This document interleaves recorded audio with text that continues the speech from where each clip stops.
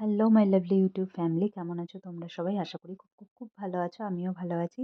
আর তোমাদের সাথে আরেকটা দিনের ভিডিও আমি শেয়ার করছি। সেদিন ছিল স্যাটারডে, আর সেদিন আমার অফ ছিল। তাই ছেলেকে নিয়ে আজকে প্ল্যান করেছিলাম যে হসপিটালে যাব। আর আমাকে মাঝে মাঝেই যেতে হয় ছেলেকে চেক আপের জন্য, কারণ ওর রেগুলার বেসিসে চলে ফিজিওথেরাপি। কি হয়েছে না হয়েছে পরে আমি জানাবো। আর এই দেখো আমার ছেলে আমার কাকিমার কোলে রয়েছে। মা আর কাকিমা দুজনেই এসছে। আর কাকিমা এসছে প্রায় ২ মাস হয়েছে। এখন আছে আমাদের সাথে। আর এই ভিডিওটা অনেক দিন আগেকার। এটা হচ্ছে ২০২২ তোলা ভিডিও। তোমরা ভাবতে পারো এত দিনের পুরনো ভিডিও আমার কাছে আছে। আর আজকে আমি টাইম পাচ্ছি এই ভিডিওটা এডিট করার। আর আমি গেছিলাম জয়নগরে সাগর হসপিটালে, যেখানে আমার ছেলেকে আমি দেখাই। হসপিটালের ভেতরে ভিডিও করা অ্যালাউ না, তাই আমি আর ভিডিও করতে পারিনি। আর খুব টায়ার্ডও ছিলাম। সকাল সকাল আমরা বেরিয়েছিলাম 7:30টার সময়, কারণ 8টা থেকে ও ডাক্তার বসে। আর স্যাটারডে বলে ভীষণ ভিড় হয় ওখানে। ব্যাঙ্গালোরে আমি আছি ছেলের ট্রিটমেন্ট করানোর জন্য। আর ওই জন্যই আমার মা আমার সাথে থাকছে। আর জানি না কতদিন পর্যন্ত এই ট্রিটমেন্ট আমি চালিয়ে যেতে পারবো, কারণ ওকে যদি সুস্থ করতে হয় তাহলে আমাকে এটা চালিয়ে যেতে হবে। আর তখন আমার ছেলের বয়স ছিল ২ বছর, ২০২২-এ। ওর জন্ম ২০২০-তে, কোভিডের টাইমে। আমার লাইফে আমি সবসময় দেখেছি যে এমন কিছু হয় যেটা আমি হয়তো কোনোদিনও ভাবিনি, সেরকম কিছু। সবসময়ই আনএক্সপেক্টেড থিংস হয় আমার লাইফে। আর আজকে আমি ওখান থেকে ডাক্তার দেখিয়ে আসার সময় হসপিটালের মধ্যেই ক্যান্টিন আছে, সেখান থেকে আমি কিছু পাপস আর সমোসা নিয়ে এসেছিলাম, যেগুলো আমরা খাচ্ছিলাম। কারণ সকালে আমরা কেউই কিছু খেয়ে যাইনি। আজ স্যাটারডে ছিল, তাও আমি ইচ্ছা করেই এগ পাপ নিয়ে এসেছিলাম।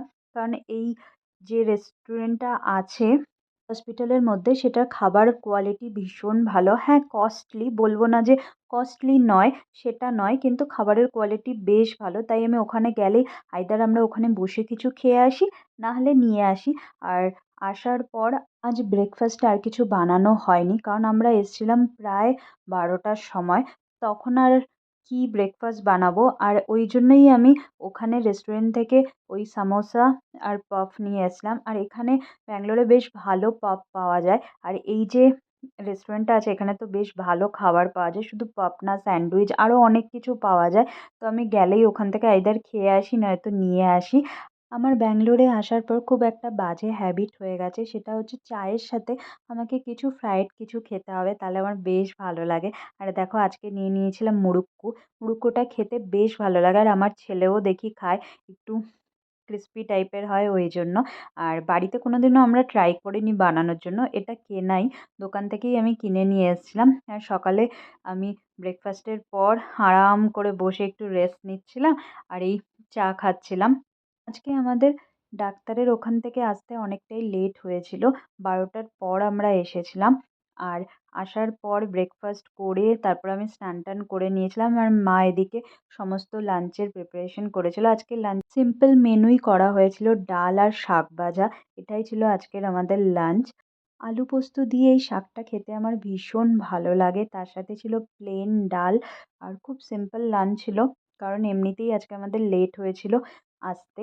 আর স্যাটারডে যখন আমরা ডাক্তার দেখাতে যাই, সকাল সকাল বেরোতেও হয়। আর ওখানে ভীষণ ভিড় থাকে স্যাটারডে। অনেক ডিফারেন্ট টাইপের পেশেন্ট আসে, ছোট ছোট বাচ্চারা।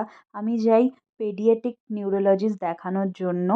আর ওখানে এত ডিফারেন্ট টাইপের পেশেন্ট আসে, যেটা আমার সত্যিই মানে ওই বাচ্চাগুলোকে দেখে ভালো লাগে না। তাদের বাবা মার যদি মুখটা দেখো, তাহলে বুঝতে পারবে যে হয়তো কোনো একটা জায়গায় আমরা অনেক ভালো আছি। অনেক কিছু হয়তো নেই, কিন্তু যেটুকুনি আছে সেটা হয়তো আমাদের কাছে অনেক। আর সেটা হয়তো অনেকেরই এক্সপেকটেশন সেইটুকুনি পাওয়ার।